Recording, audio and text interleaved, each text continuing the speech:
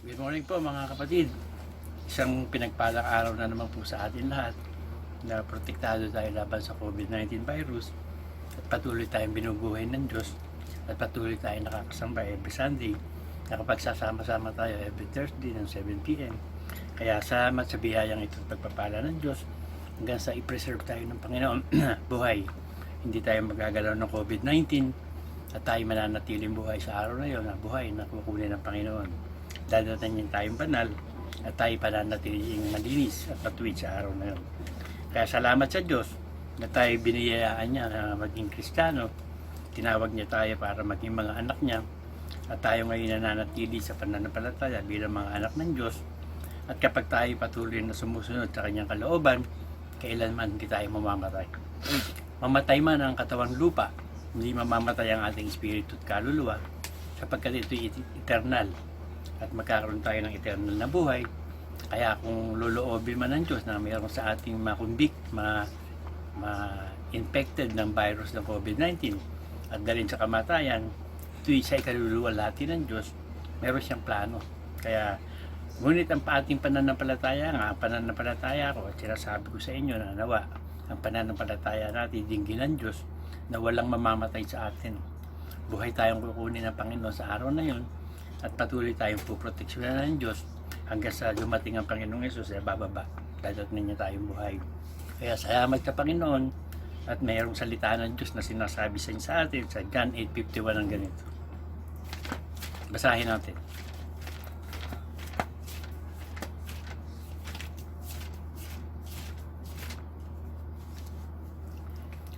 Katotohanan sinasabi ko sa inyo, kung ang sino man ay tutupad ng aking salita, ay hindi siya makakakita na magpakailanman ng kamatayan. So ang makakatupad lang sa salita ng Diyos, yung anak niya na biniyayaan niya ng Espiritu Santo. At kung tayo nga ay tinawag at naging anak ng Diyos, biniyayaan tayo ng Espiritu Santo na nananahan sa atin, tiyak na makakasunod tayo sa kanyang salita at hindi tayo makakakita ng kamatayan magpakailanman. Ito'y isang pangako ng Diyos sapagkat sin depart us from God. Ang naglayo sa atin sa Diyos ay ang kasalanan. So sinulog ng Ama ang problema ng kasalanan. At ito'y sinulog ng Panginoong Yesus na kusang loob na inalay ng Panginoong Yesus ang kanyang buhay upang malinis niya ang kasalanan. At nalinis niya ang kasalanan sa pamamagitan ng pag-aalay ng kanyang katawan na handog na buhay, na isang banal na katawan na walang kasalanan. Sapagkat hindi kaya ng tao. Walang tao na makakapag-alay ng kanyang katawan na walang bahay dungis. So ang Diyos lang ay makakagawa nito at kailangan ang Diyos at salita ng Diyos maging katawan ng tao, maging laman para maialay at ito'y walang kasalanan, para matubos ang kasalanan. At natubos ang kasalanan sa pamamagitan ng dugo ng Panginoong Yesus, hindi sa pamamagitan natin, hindi sa mga ginawa nating mabuti, kundi sa awa ng Diyos, niligtas tayo sa grasya, sa pamamagitan ng dugo ni Kristo luminis sa atin. Meron din sinasabi siya sa John 14:23 ang ganito. Para makapanahan sa atin ng Diyos, ito ang sinasabi niya. John 14:23. Sumagot si Jesus at sinabi sa kanya, kung ang sino man ay umiibig sa akin, ay kanyang tutuparin ang aking salita at siya iibigin ng aking Ama at kami pasasa kanya at gagawin namin siyang tahanan. So gagawin tayong tahanan ng Ama. At ang unang ginawa niya nga para maging tahanan tayo na bumaba ang Panginoong Yesus, tinapos ng Panginoon ang misyon niya, nag-alay siya ng katawang walang bahay dungis, namatay siya sa krus, nalinis ng dugo ang lahat ng kasalanan. So iniligtas niya tayo sa pamamagitan ng ating pananampalataya.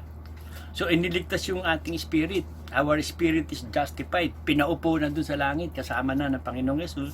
At ang nililinis ngayon at binabanal yung kaluluwa para palitan naman tong katawang makasalanan na to ng katawan ng Panginoong Yesus na walang bahay dungis. Katawan ng Diyos na nasa doon ng walang hanggang buhay. Nandun ang eternal life sa katawan ng Panginoong Yesus, yung glorified body. So ibibigay sa atin kung ano ang glorified body ng Panginoon. Yun din ang glorified body natin dahil tayo yung katawan eh. Siya ang ulo, tayo ang katawan.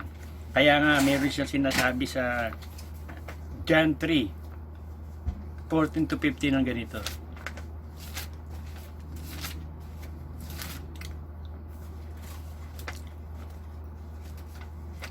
Kung paanong itinaas ni Moses sa ilangang ahas ay gayon kinakailangang itaas ang anak ng tao upang ang sino mang sumampalataya ay magkaroon sa kanya ng buhay na walang hanggan. So, effective lang ang kamatayan ng Panginoong Hesus at ang kanyang dugo sa mga sasampalataya. At ang mga sasampalataya, alam na ng Diyos yun kung sino. Yun na yung mga nakasulat sa aklat ng buhay. Ngayon, yung hindi talaga sasampalataya, kahit napakabait pa niya, napakagalang niya, napakahusay niya tao, napakamoralista niya, hindi naman siya sumasampalataya. Hindi nasusulat ang pangalan niya sa aklat ng buhay, nasusulat yun sa aklat ng paggawa ng tama at mali. Naaayon lang sila sa kabutihang ginawa nila, ayon sa tingin nilang tama at mali. Kasi isa lang ang tama eh. Ang Diyos lang ang tama at ang Diyos lang ang mabuti. Walang tao, kaya nga walang nakuha ang Diyos na iaalay ang katawan para sa kasalanan sa tao eh. Kahit si Abraham di nakapasa, kahit sino walang nakapasa. Ang Diyos lang ang nag-solve ng problema. Dahil siya ang lumikha sa atin, kailangan solvein niya problema natin. Hindi naman natin ginusto to eh. Ginusto ng Diyos na likain tayo.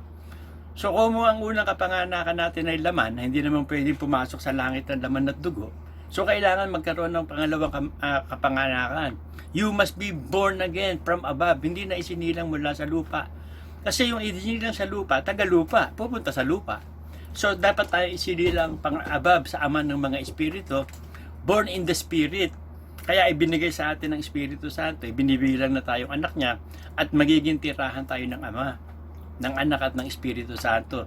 Kaya sa ganon, inuunti-unti niyang binibigay sa atin ang salita ng Diyos from faith to faith, from glory to glory, hanggang sa mabuo na si Kristo sa atin. Para pagbaba niya, perfect na tayo.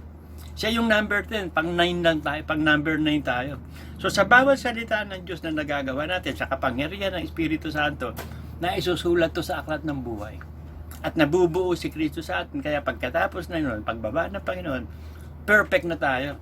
Kompleto na tayo. So papalitan na yung katawan ng makasalanan, i-glorified na. So ito yung sistema, ang tawag dito, process of regeneration. Eh. Ito yung nakasulat sa Titus 3:5. Eh. Basahin natin ha.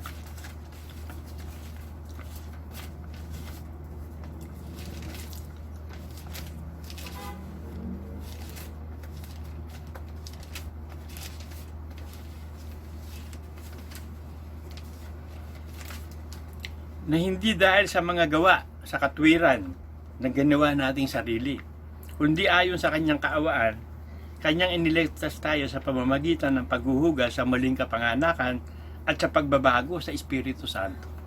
So iniligtas tayo sa paghuhugas sa muling kapanganakan, pagiging born again, from above, at sa pagbabago ng Espiritu Santo. Kaya isinugo yung Espiritu Santo, pinatira sa atin ng Espiritu Santo para unti-unti tayong banalin.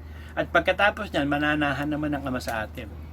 Pagpunta natin sa langit, kumpleto na, mananahan na ang Ama, ang Anak at ang Espiritu Santo. So, ang nananahan lang sa atin ngayon ay ang Espiritu Santo at yung unti-unting pagbabago ng Espiritu sa atin sa pamamagitan ng paglalakip ng bawat salita ng Diyos na gaganapin natin hanggang sa mabuo na si Kristo sa atin. At kapag tayo ay kumpleto na ang bilang ng ngetil, bababa na yung mismong kabuuan, yung pang number 10. So we are perfect na. Aakyat na tayo sa langit, titira na tayo dun sa bahay natin doon at dadaan na yung 7 years of tribulation. At kapag tapos na yung 7 years of tribulation, ililigtas naman niya ang Israel at anong lahat ng mananampalataya ng panahong iyon. So bababa na tayo kasama na lahat ng mga banal. Bababa ang Panginoong Hesus kasama tayo para iligtas na ang Israel sa tribulation. Maraming mga tribulation saints na maliligtas ng panahon na yon. Pero ang talagang focus ng Diyos, yung bayang Israel, kasi may pangako siya sa amang Abraham. Mula sa binhi mo, pagpapalain ko ang iyong lahi. At ang binhi ng amang Abraham ay si Jesus Christ. Kaya tatanggapin din nila ang Panginoong Yesus. Kasi hindi nila tinanggap nung una yun. Itong darating na Antichrist, yung natatanggapin nila. Kaso i-announce nitong Antichrist na He is God. And that is blasphemy sa kanila eh. So marirealize nila, yung palang unang dumating na Panginoong Hesus, yung pala yung tunay na anak ng Diyos na dapat natin sampalatayan. Hindi pala ito. So tatakbo ngayon sila, tutugisin sila ng Antichrist, dadalhin sila sa Valley of Petra, sa May Jordan yan eh. Para doon, alagaan sila ng Diyos at ipipreserve sila para iligtas. So ililigtas din natin hanggang sa dumating na yung tinatawag na millennium period. So mag-ahari na ang Panginoong Hesus, ang lahat ng tribulation saints, ang lahat ng hentil, ang lahat ng mga anak ng Diyos, mag-ahari ng panahon as king and priest. Magiging sacerdote tayo at hari. na maglilingkod tayo sa Panginoong Yesus, isasaturate na yung buong kapaligiran ng mundo. Lahat ng mga savages na nasa lahat ng mga gubat, magpipreach na ang mga anak ng Diyos para marinig nila ang ebanghelyo ng Panginoon at mailigtas din sila. And then the end shall come. And when the gospel has preached to all the world, and then the end shall come. So doon na magkakaroon ng last judgment. So tayo, hindi na tayo hahatulan kasi nasulat sa aklat ng buhay pangalan. Ang hahatulan ng Diyos, yung nabubuhay sa pagkaalam nilang tama at mali. Yung yung unang kapanganakan lang nila. Kasi hindi sila naniwala, kailangan i-born again eh. Hindi sila naniniwala, kailangan manampalataya. Ang paniniwala nila, kung mabait ka, mabuti ka, ililigtas ka ng Diyos. Yung masama ang dadalhin sa impyerno. Ang hindi nila nalalaman, pag hindi ka sumampalataya, masama ka. Kasi yun ang utos ng Diyos na lumikha sa'yo, sumampalataya. Hindi masama ka, kahit mabuti pa yung ginagawa mo. Hindi ka sumunod eh. Disobedient child ka eh. Paano ka pupunta sa langit? Ang sabi ng Diyos, ang sino man sumasampalataya eh. Basahin natin yung favorite verse ng mundo. John 3:16.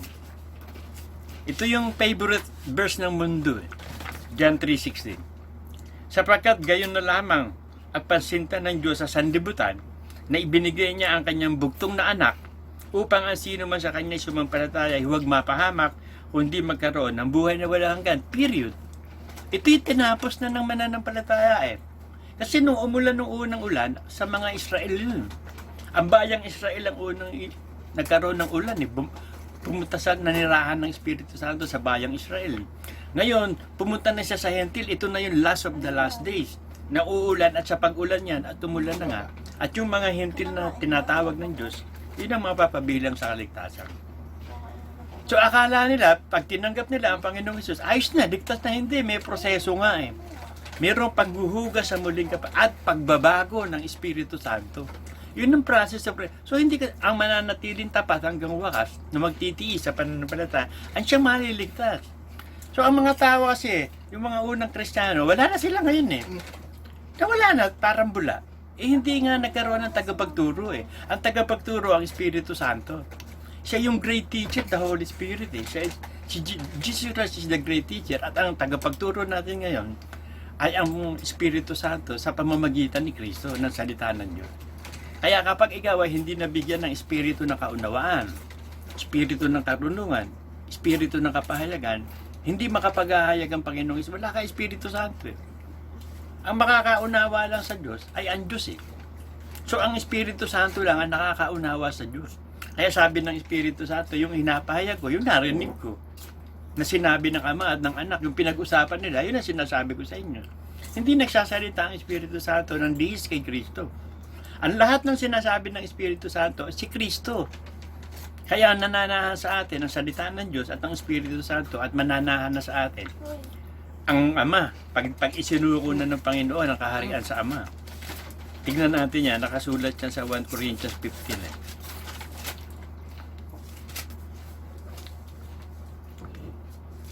Ito sabi,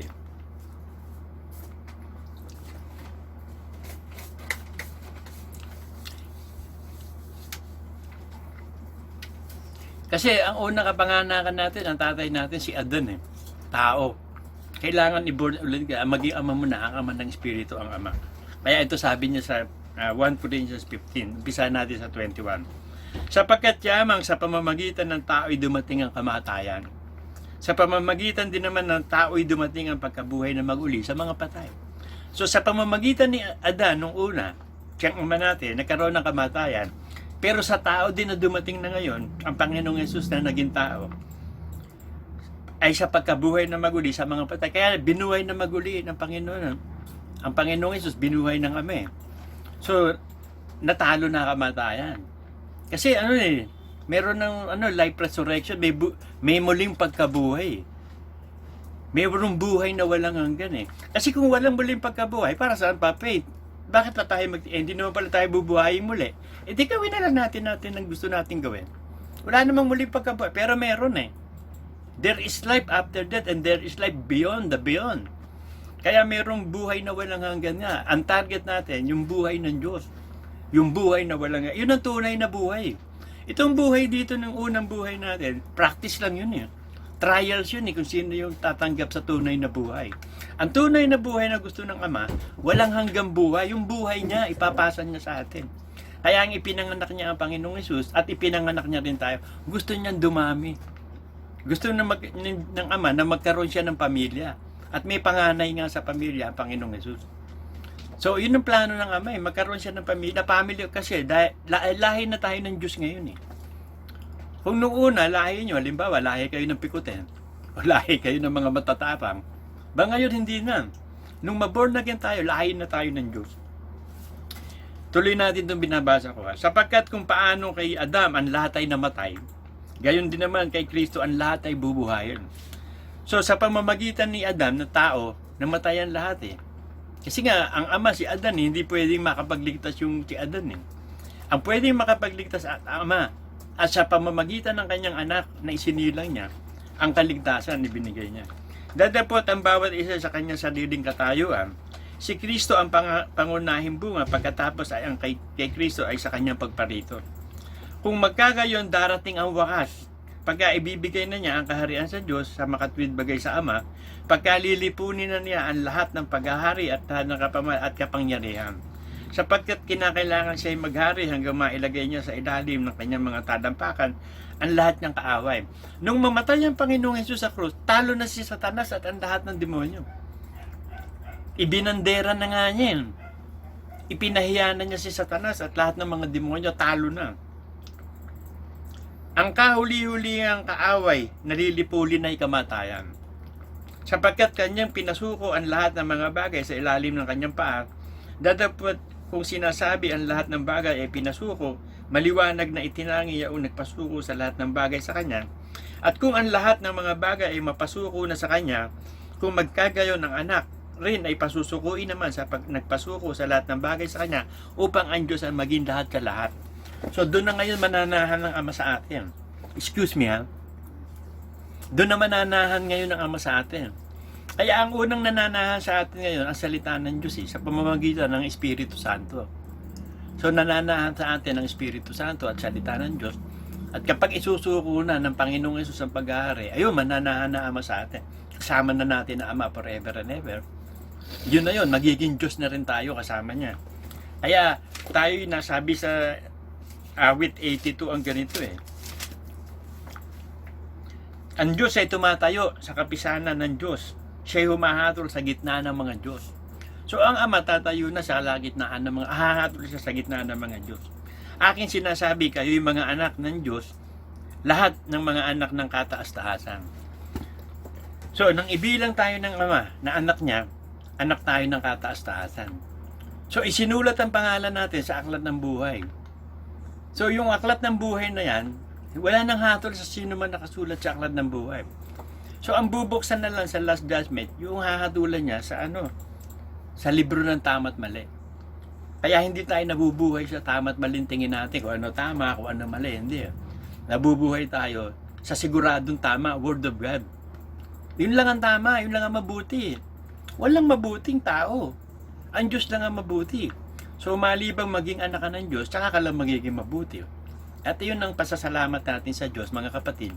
Tinawag tayo ng Ama, ipinanganak tayo muli sa Kanya, at ibinilang tayo mga anak niya. Hindi na niya inintindi yung kasalanan.